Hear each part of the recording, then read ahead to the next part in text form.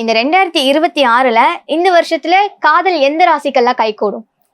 கை கூடும் அப்படின்னு பாக்குறச்ச பாத்தீங்கன்னா ரிஷபராசி, அடுத்து வந்து பாத்தீங்கன்னா மீன ராசி, கும்ப ராசி, துலாம் ராசி.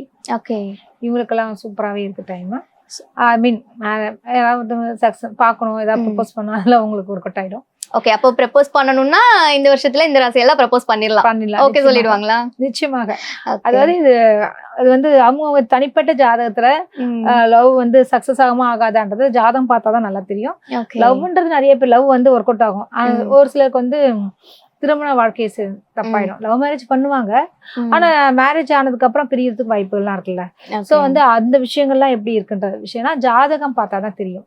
சோ வந்து அவங்க லவ் பண்றாங்களோ இல்லையோ கரெக்டா அது நிக்குதா இல்லையான்னு ஒரு வாட்டி ஜாதகம் பார்த்துட்டா.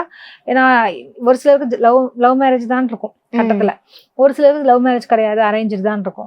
சோ இது நமக்கு தெரிஞ்சுக்கிட்டோம்னா அதுக்கேற்றபடி நம்ம வந்து பாத்துக்கலாம். டைம் வேஸ்ட் பண்ண வேண்டியது இல்லை.